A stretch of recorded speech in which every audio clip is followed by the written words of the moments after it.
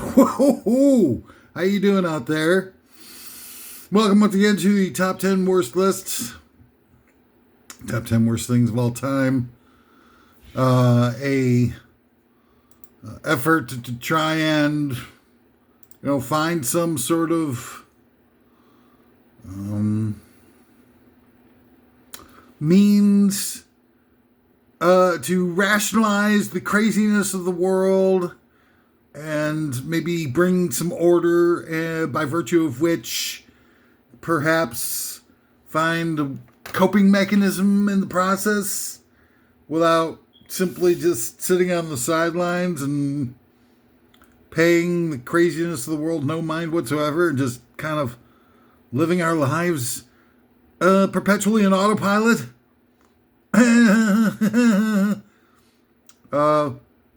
The contrivance of doing these things sometimes gets me into a little bit of a tizzy, as it were, going on diarrhea of the mouth. Some of these top 10 lists, they're just trigger mechanisms for me to go off on all the various different injustices of the world. But is that really such a bad thing? I can vouch for myself that I have my intellect, my historical perspectives, though loony they may be. I'm definitely not suckling off the corporate teat, as it were. In fact, before we get down with today's very consequential and relevant top 10 of worst of all time list, please allow me to indulge in some caveats, some disclaimers, if you will.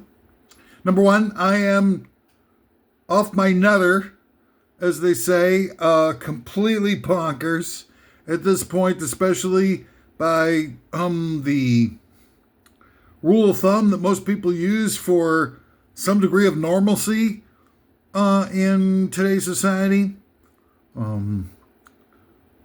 People who have been manipulated all of their lives and fit in nicely, playing a role in perpetuating the status quo and allowing the ruling elite to carry on with their agenda in an unfettered way without anyone making any real threatening efforts to their ongoing control of the world, the agenda, the consolidation of wealth and power that they so greedily and pathologically pursue. I cannot be trusted or relied upon. Okay? So any of y'all, thinking that you need to point a finger at me saying, like, look at what this guy's down with. Let's drag him into small claims court or whatever. I mean, no rational person should buy into what I'm selling at this point in my life. And so I think you'd probably be drummed out of the Illuminatus, at the very least. Number two, I am not partisan. Okay, I don't have any fish to fry. I believe that everyone has been intentionally manipulated and conditioned to be enemies of each other, artificially divided into two camps. Obviously, those who are intolerant of others because of what they are or what they've been objectified as, and have become sort of dark fiends with dark intentions, to manipulate, use, and abuse people. Those guys are right out in my book, and totally, completely suck. But, for many years, I've been keeping an eye on things. And certainly, if you look at the opposite side of the political spectrum, or those that we've been indoctrinated into believing are on the opposite side of the political spectrum, you find, especially on the top, that a lot of these people are just a bunch of phonies, right? And they're out to, destroy and manipulate the working class just as much as the upper echelon of the right-wingers are. And they just hide it better, and they, people are so, I guess, desperate. I don't know what is wrong with people, why they would believe that some of the leading Democratic politicians have the working class best interests in mind any more than the right-wing politicians do, because I don't see any examples of it. Sure, they'll talk a big game, but show me the money, okay? Show me the money! You can't do it. He can't be done. There is no money. It's all been stolen out from under us and shoveled into a giant basement, Olympic-sized Scrooge McDuck-styled pool that they dive into after hours. After they've laughed at all the great unwashed being mowed down by their military attaches. So I don't believe in those types of divisions. I only believe in two divisions, okay, that exist in the real world between the various elements within the scope of humanity. Haves and have-nots, okay? Those are the only real divisions. Left and right, artificially created to divide and conquer. Machiavelli 101. What's wrong with you? How dare you tune out so much and allow yourself to become victimized and indoctrinated to the point where you're falling for the oldest trick in the book. Every single one of you. All y'alls. It's just that some of you, have like this horrible penchant for violence and brutality, which is much, much worse than just, the intolerance. The brutality on the right and, beating people up for, what they are is just horrifying. And, the intolerance on, which is on the right, and then the intolerance on the left is pretty bad too. I mean, the strong point of the left for so long was the tolerance, the ability to be able to empathize with those who have like-minded ideals in the big picture, and not nitpicking your way through, various different little things, which just sends potential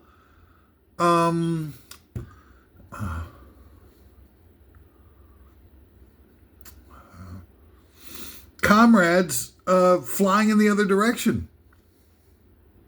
I know of some guy, artist, musician, stuff like that, who got attacked by the left for, having said, wrong to dead name somebody or whatever, got cancel cultured, ruined their business, and became a stalwart righty. I mean, how many times are you going to do that? And all the people who were protesting for the Gaza war, and well, they should protest for the genocide that's taking place there, but it's the goal should be to get more allies on your side to the cause, because they've got all the money. The only thing that anybody could do to muster a significant rebellion or opposition to all that money is numbers of people. And yet the protesters, what do? Do they go blockade major league defense contractors or federal government buildings? No. In Chicago, where I'm at, they had 2 sit-ins, outside of their college campus quads that I remember during the bulk of the Gaza war protests. One, they blocked off in the beginning of Monday morning rush hour. They blocked off the main feeder ramp from the main downtown expressway for people to be able to get to work. So they made, literally hundreds of thousands of people late for work on a Monday morning. When like a mile away was the headquarters for Boeing, one of the biggest defense contractors there is. When they could have gone and blockaded Boeing and gotten probably a lot more allies who would be more on board and open to listen to what they had to say, because it's a focused, rational protest of people who are directly involved in the bombing of innocent civilians who might actually be able to do oh my God. Actually be able to do something. God damn it. But instead they block everybody. So there's a bunch of innocent victims. And right or wrong about the approach to it, whatever you feel is right, whoever told you to do that stupid ass move, you might want to impose yourself on everyone. You think that's the best way to get things done. But I think rationally, all you wound up doing is just alienating a bunch of people who wouldn't even listen to what you had to say, even if you did get media coverage, which you won't. I mean, the only place people get media coverage of protests nowadays is on the traffic report, so I guess that's why they do it. But what's the point of making innocent people suffer if the goal should be to bring those innocent people onto your side of the protests? Because now they're going to be just totally turned off to your cause. It doesn't matter what you have to say. You already hurt them. You already... and they're, just trying to get on with their days. Their lives are horrible enough too. And they did another sit-in where they blocked the feeder ramp to the airport. And so tons of people had to walk miles to get to the airport with their luggage. So you think that those people are going to say, wow, I really dig that you did this to us. I want to find out more about your cause. I want to get involved. I want to join your groups and help you protest. Of course not. They're going to hate you. They're going to hate the idea of the protest. They're going to turn off to anything that you have to say or anybody like you has to say. I mean, there's just all these examples of things that just, when mainstream people are looking at this stuff, they don't know what to think. They haven't been informed properly by their media, certainly, or by their education system. They don't know what's really going on. And they don't have anybody to contextualize the true suffering and imposition and exploitations that are really happening on the ground. I mean, you've seen media. You know how convoluted and biased it is and how they omit so many aspects of what's really happening in the world so that they can provide a worldview editorial spin that will support their policies regardless of the objective truth of who's really being hurt and what's really happening in terms of the violence and thievery, etc., etc. But, they're not going to make that extra effort to find out the truth or listen to anybody who's protesting if you're blocking their way to the airport and they got to walk for 3-4 miles with their luggage to get to the airport on time. Or to try to get to the airport on time. A lot of them may miss their flights and stuff. So before you even get to talk to them and try to the very difficult chore of trying to get them to even consider the fact that their viewpoints are wrong or that they've been indoctrinated and brainwashed by the media, which is already a tough enough task because people put up walls and, feel like they're being, encroached upon by anybody having even the tiniest little bit of a different viewpoint. than them. They will either talk over you, bully you, push you around, dismiss you as being inconsequential or worse, and otherwise their eyes will glaze over. It's too complicated for them. They don't have the patience to be able to rationalize any of this stuff and just be dismissive along those lines. So it's difficult enough to even talk to anybody who's got any kind of, even the tiniest little smidgen of different viewpoint of the world than you do. Isn't that true? Haven't you ever experienced that? Do you know what I'm talking about? Before you go out and alienate all those people, make it even more difficult to get them to listen to you, to talk with you instead of to you. You need to, sort of think about the results of your actions, because it's not the fact that you're out there just protesting. It's meaningless. Just walking around with cutesy signs and stuff like that, or glamping out in their college quad campus because it's convenient, for you to, it's an easy way for you to get some production value on your TikTok video and stuff like that, because that's what it looks like. Because in the end of the summer in 2024, when summer vacation started, everybody left. All the protests were over. Gone, done. I'm off to Turks and Caicos. So a lot of the people who were protesting on those college campuses, those are very exclusive schools. And, they come from money. So it wasn't like the fact that they were, it really presented an image of people, just being fair weather protesters. And it alienated the hell out of the sort of those undecided people. And it played a huge role in raising up the sort of, what's the word I'm looking for? The narrative that Trump was electable. And then you get Trump in there now, and he's like, getting ready to pave over Gaza and just exterminate all the Palestinians.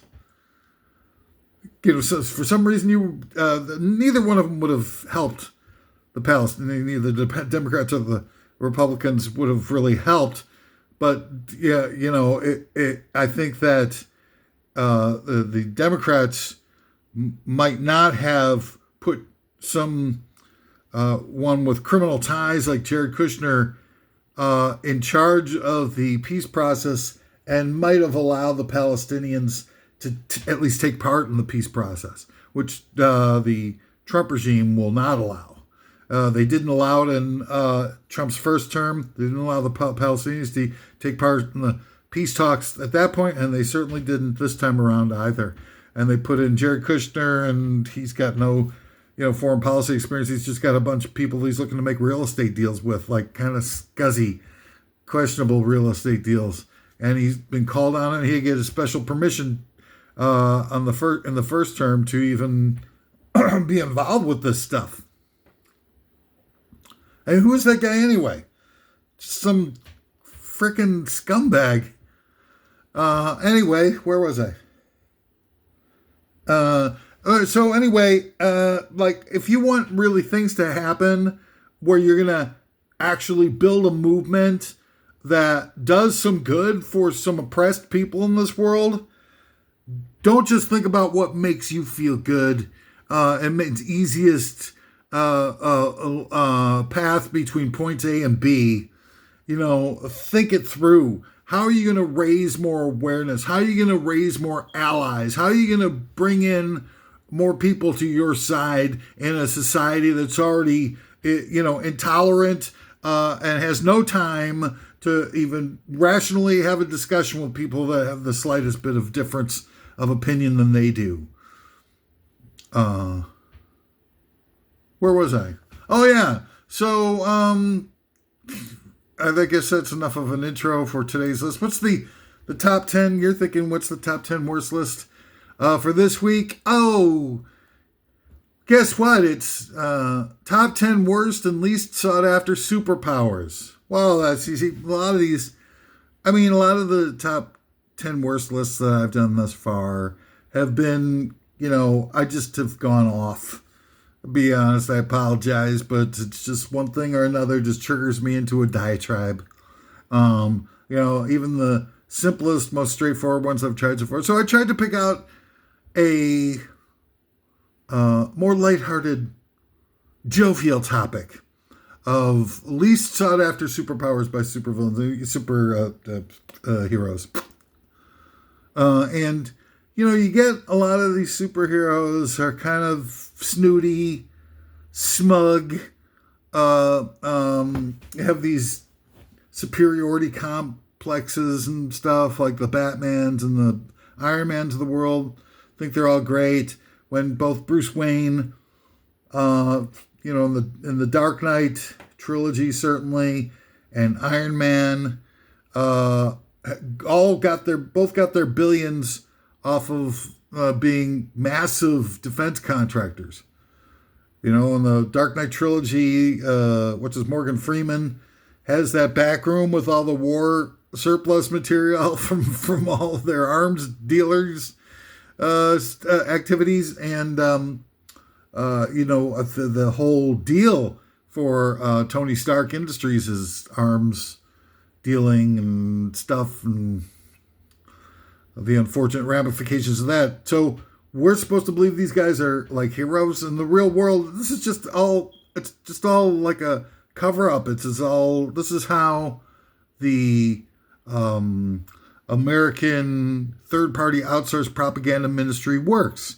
The PSYOPs pros in the government will give out agenda items for the moguls with green light power in the various different production and distribution studios in Hollywood. And they'll say, look, we want you to try to humanize billionaires and make it seem like they're capable of having any human emotions, which we all know, or should know, at least by this point, that's impossible. But the only reason why that's keeping the masses from getting super angry and completely dedicated to blaming the billionaires for all the struggles in our lives is these artificial constructs of Tony Stark and Bruce Wayne as being nice, self-sacrificing guys willing to give up their lives. It's fantasy. It's worse than fantasy. It's fantasy that's specifically designed to indoctrinate us. Billionaires are not human beings.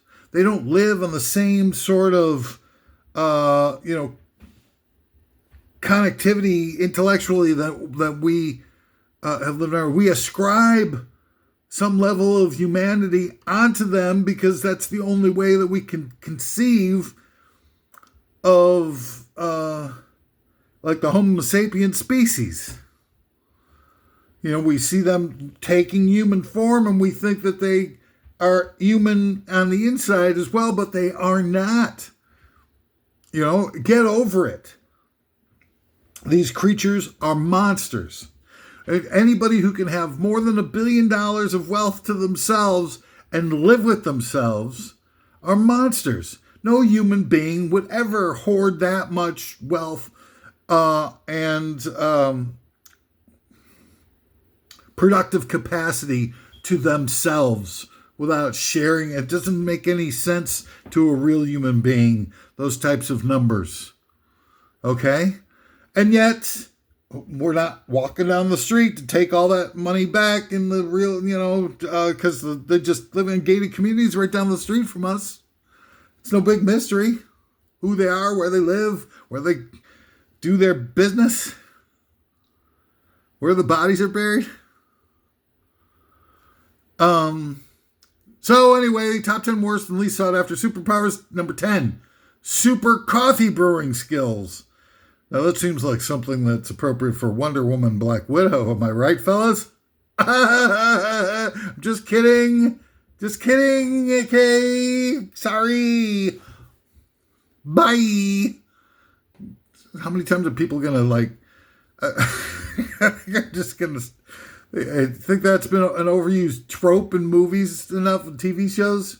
The obnoxious jerk off saying bye. You think that's become driven to the ground enough? I think I'll say bye at the end of every one of these.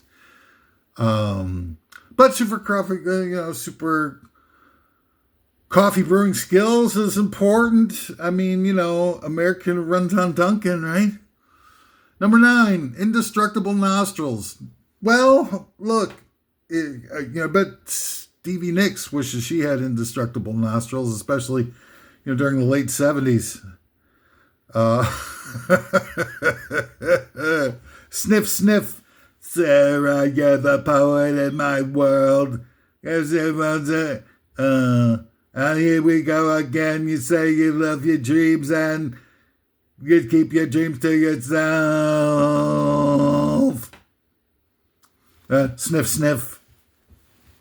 Indestructible nostrils for the band Fleetwood Mac would have been a real convenient superpower to have had.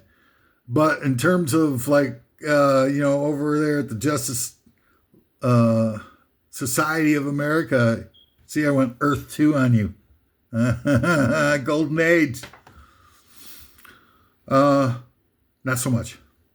Number 8, reverse chameleon skills. The ability to switch appearance to stick out as much as possible from your surroundings. Now, I can see the truth in this. I really can. It's not a good power to have. I've when I show up to like a box social or a Bible study, or even just like the grocery store, and they see me walking in, lumbering, almost dead. I had my doctor, and this is not an exaggeration, I had my doctor tell me that his office staff were so scared to see me when I walked in because they thought I would drop dead any second. Because that's how much pain I'm in and how out of shape I am. And of course, all those stellar good looks doesn't do me any favors. And seriously, and then they dropped me. They actually dropped me. They were so scared that they thought I would drop dead walking in through the waiting area. I didn't give them the satisfaction. I survived the rigors of walking through the waiting area, but just barely, actually. Reverse chameleon skills. That would be something that I think I exhibit pretty good. And to be honest with you, having lived through it, I can't see where it would be applicable as a superpower. So ready to defend its position at number 8 on this list. Number 7, worst and least sought after superpowers, superhuman bladder control. See, now that one, I know, like a lot of people out there, their mind is going to go directly to the president, Mr. President Pampers and stuff. But I've had problems myself they're busy trying to come up with a next level above morbid obesity for me. But I went ahead and, for a long time, and it's better now, but there are, you get older, you get fatter, you get diabetier.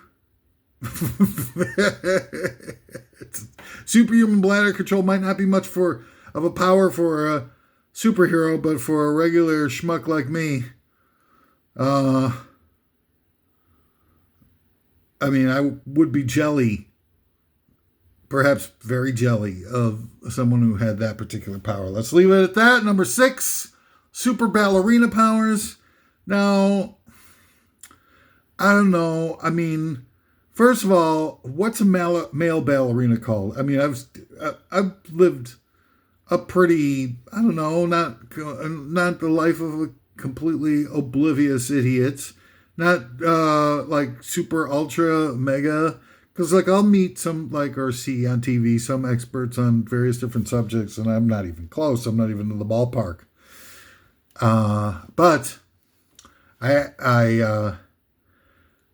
I should know some of these things. I just don't get what the hell what's a male ballerina called? Ballerino, Vinny Ballerino. Hey, I'm Vinny Ballerino. Ballerino. I don't, whatever. But anyway, regardless of that, I was about to say irregardless. I know that's not a word. Just a little bit of a aside here. I've already broached the 30-minute mark, so trying to condense these into shorter chunks of video has not been working out for me, so what the hell. Another tangent. What do people do for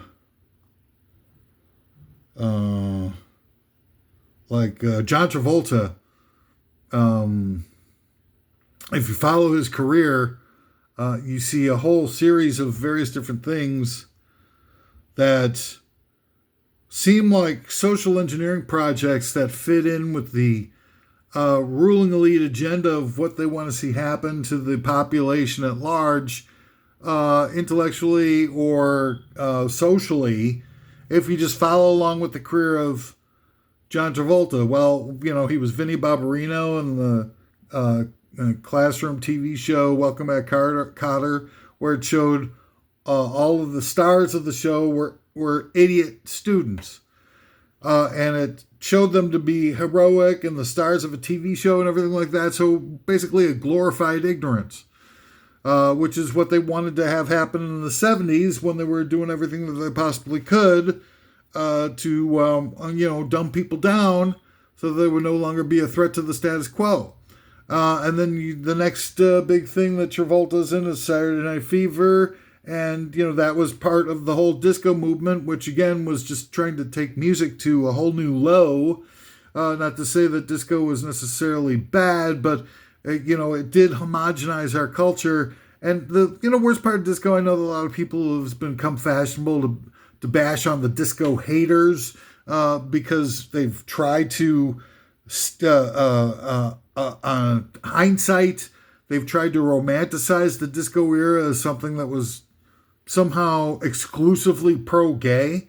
Now, look, my best friends in high school were gay, and by association, I would frequently be caught in the middle of attacks that they were subject to, stones thrown at me when I was hanging out with them. Somebody unleashed a pack of Doberman pinchers against us, and we just barely made it into the car before they tore us to shreds.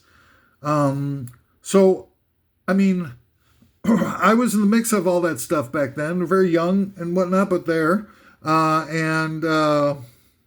It was sad, and it was horrible what was done.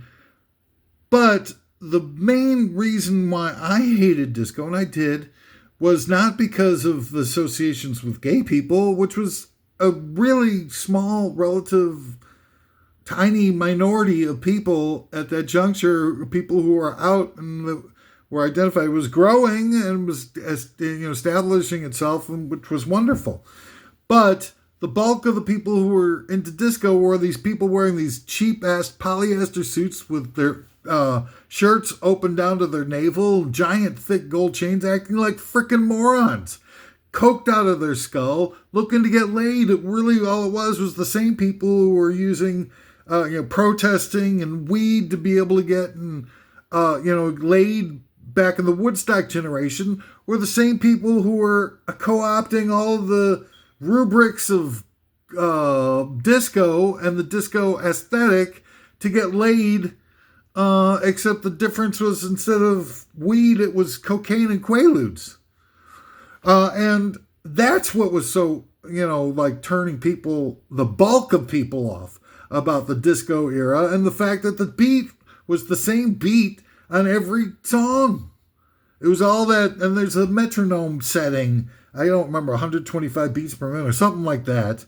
That was like the main pulse of the song, and then the bass drum was turned way up, the foot pedal was turned way up, and all of everything was with a disco beat. Like soundtracks to movies, TV show themes, everything. They put the disco beat on everything. It was, a bombardment of this stuff, almost like they were just trying to force everybody into being surface minded, polyester clad, leisure suit wearing, coke heads, and out for a cheap one night stand. That's what was so horrible about disco. That's why everybody hated most of the people hated disco. The bulk of people didn't even know any gay people in their lives. There were unfortunate incidents. It was just people were starting to really reflect on themselves and have enough strength to be able to come out and live their lives as openly gay. But it was a really small subminority. And people today who are trying to romanticize that time as people who hated disco being exclusively gay, hated it because of the gay attributes of it or the gay lifestyle that some small portion of the disco crowd at that time was indulging in. It is misrepresenting the bulk of what was really going on at that time in history.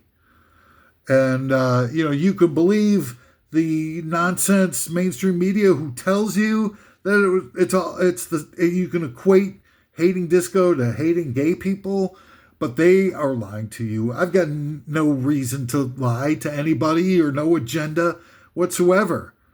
I'm just out here trying to heal the wounds so that we can salvage what's left of our humanity before the AI robots show up and wipe us off the face of the earth, man. Because if you think that the 8 billion people who are going to be put out of work and by the ascension of the AI cybernetic robot race, okay, that's what we're looking at. That you think that the billionaires, and you've seen a little bit of them in action, you think that they're going to send every month they're going to send out a universal basic income check to 8 billion people in this world to have them sit around and do nothing because we won't be doing anything. We won't be increasing their wealth or their luxury items. We'll just be sitting around taking up space, eating food, asking for universal health care and stuff. They're not going to pay for that to keep people like me around.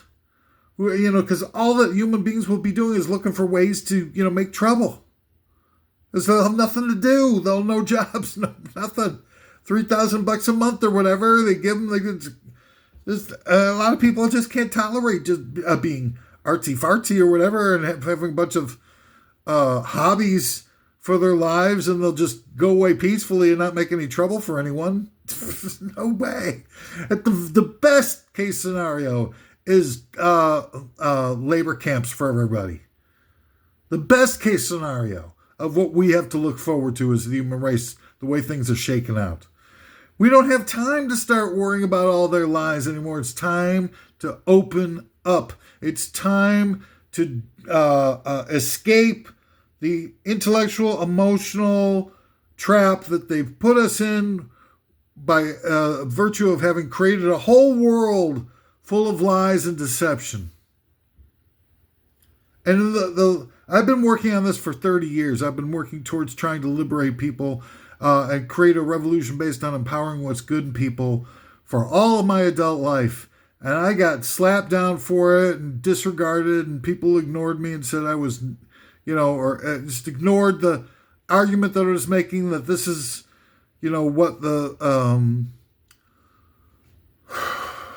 our overlords have been working towards, and nobody was having it.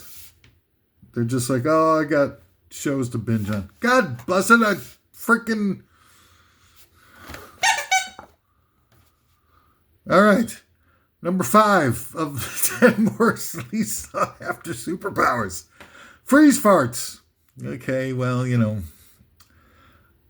all else fails, go for a fart joke. It's the rule of top 10 worst lists. Number 4, super gaydar. Oh, that's interesting. It's just talking about Uh, Gaydar is not necessarily a power that would have a lot of applications in, superhero circles. I don't think. I mean, Lex Luthor, yeah, he probably swings both ways. Other gay villains, Riddler,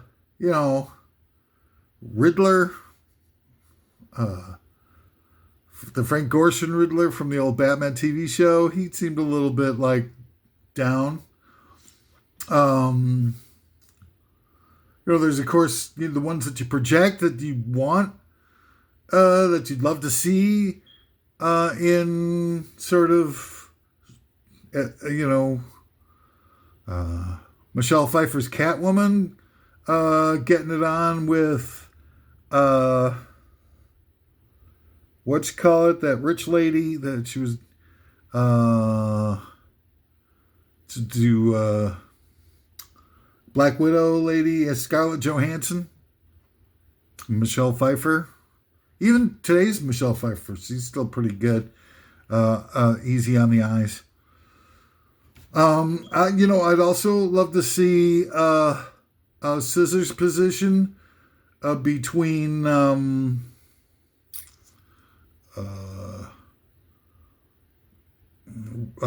Joaquin Phoenix, Joker, and Thanos. That'd be nice. I bet you Thanos is packing, right? The big purple schlong of his, whipping that out, slapping Joaquin Phoenix in the hair lip. All right, number 3 of the top 10 worst sought-after superpowers, Notary Republic. Now, it's like, let's be practical. Every good superhero group is going to have their own in-house Notary Public. For the Legion of Supervillains, I think it's, what's that guy with the Solomon Grundy? Solomon Grundy. And for what's the thing, Teen Justice League, what was that? Legionnaires, with the Thing, they had that. You get some, who's that guy they had in there? I don't know. I apologize for cracking myself up, but they had this thing with the Junior Justice League or something. Well, let's just go with Teen Titans. Robin clearly is, he's got that accountant sort of vibe going on. I think that Robin would be, he's the guy who's packing the old notary stamp. Number 2 of the top 10 worst, least marketable superhero powers, Bulletproof Beer Gut. You don't see a lot of superheroes, chunky superheroes now, do you? One of the things that I wonder, though, is like, okay, Superman, right? All the Superman iterations in the comic books, right? And Superman is ripped. I mean, he's like tore up from the floor up in terms of like his musculature. He's got the cum gutters. He's got the 8-pack abs and everything like that. But, I mean, work with me on this one. How is it that Superman would even build up that level of musculature? If he can, like, this guy, here's a guy who on planet Earth, because of the yellow sun, the powers that he gets derived from the yellow sun, can split, a mountain in half with his pinky without even trying. So how would he get to be buffed out? What would he have to, what does he do for reps to build up that muscle tone? What does he do? He could run over to Jupiter and do a few crunches or a few curls using the planet Jupiter or something. But even more than that, why would he need them? Why would he need anything other than like the basic sort of, skeletal? I mean, he should be a beanpole. He doesn't have the opportunity or the need to get all buffed out. He just absorbing the power from the yellow sun, and he can, like all that stuff without having to, even sweat it. People who get buffed out are people who can apply weight resisting to the muscles, maybe pop a few pills and stuff like that, whatever, and get all buffed out. But you do, major league weightlifting, and what would Superman get to do weightlifting with on planet Earth that would make that much of a difference to being like a 98-pound weakling to, the Superman that they depict for us in the comic books? It makes no sense to me. These things make no sense. It's physiologically impossible, and there was no reason for it. Superman could ride around in a pair of Bermuda shorts, bone thin, and none of it really even, makes sense. How does Superman do his chi-chis and la-las? I mean, where does he get like a super kryptonite toilet bowl or something that won't get, or does he have like, is he doing super Kegel exercises to control the force of his almighty golden shower so that it doesn't just blow through the bottom of the toilet bowl? And the same for his dukes. When Superman's coiling up a brown biscuit, where does it go when it gets flushed?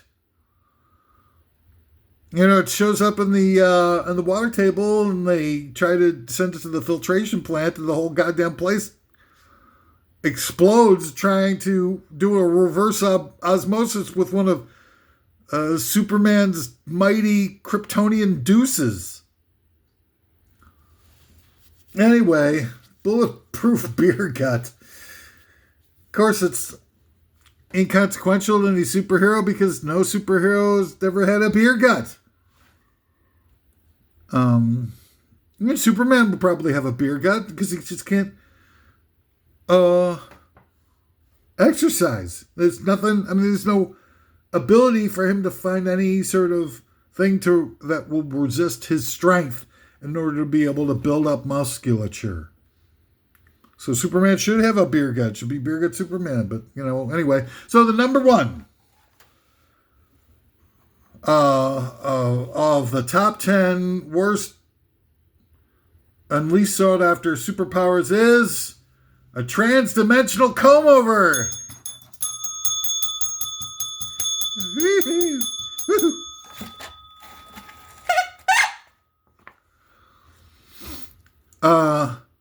Look, there aren't a lot of baldy superheroes. You got Martian Manhunter. Who else you got? All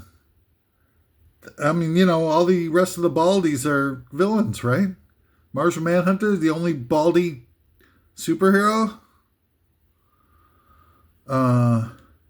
It's hard to tell. Vision, maybe he's a baldo. Who's got the comb over that skates that never gets called out on his comb over? Who's that guy? Little Marco Rubio.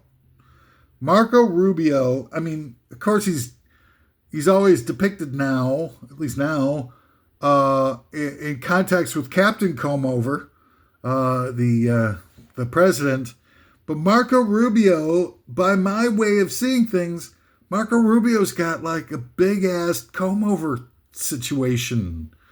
Certainly not a superhero by anybody's measure.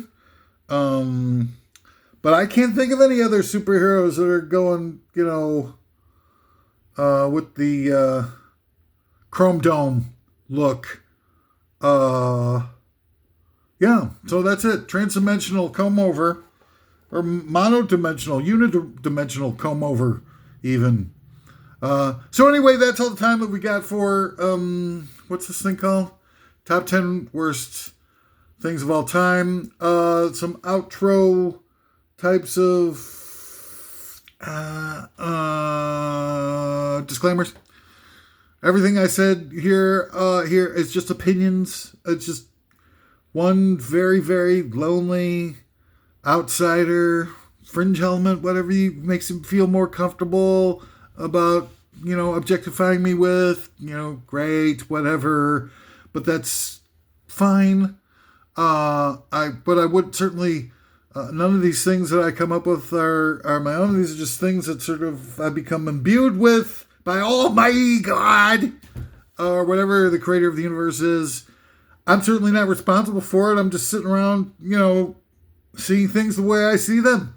I'm just like barfing it all out here just to get it off my chest here in my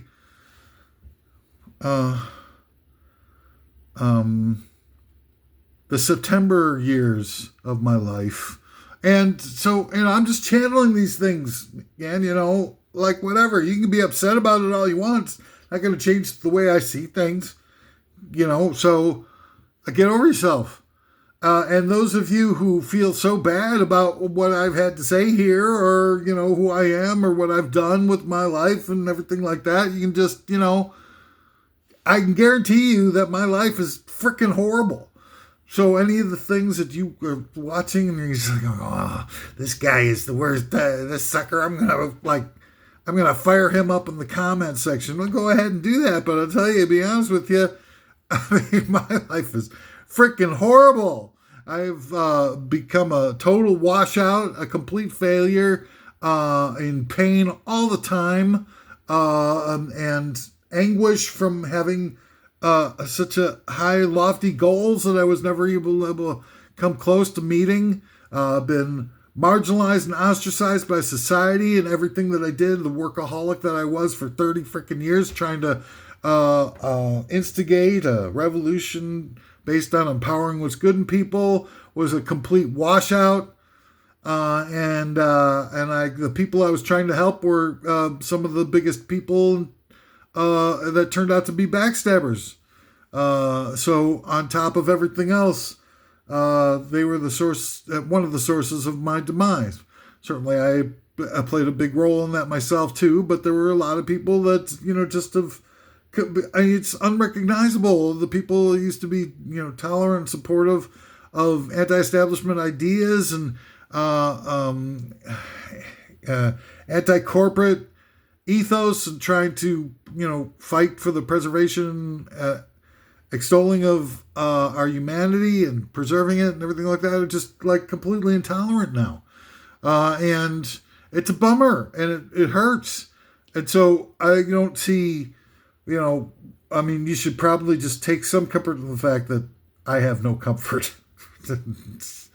Loneliness, regrets, they're my only companions at this point. So, and it seems like I'm happy. I'm laughing my way through this thing's kind of jovial and making fun of everybody and all that kind of stuff. But that's all just, it's a mask. And behind the mask is just somebody who's suffering loneliness and rejection and complete isolation. And just, lucky enough to have enough resilience to be able to laugh, in spite of all my troubles. And that's just luck. It's luck of the draw. It has nothing to do, it's chemical. It has nothing to do with something I did to earn it or deserve it. Yeah, I had a lot of bumps in the roads throughout my whole hell of a lot of bumps in the roads in my life. And so maybe that taught me to be resilient and just see them as challenges instead of obstacles. And, maybe those lessons are what allows me to still kind of smile and laugh and feel, some sense of purpose. I don't know. It's just luck though. Or like so many other things, in life, it's not part of the meritocracy. I guarantee you. And I'm, if you want, drop me a tip or a Patreon thing or whatever, because, at this point, my physical ailments are threatening to derail me permanently. So why not at least click on the like button, subscribe for me, you filthy animal, and let's try to get through this mess together.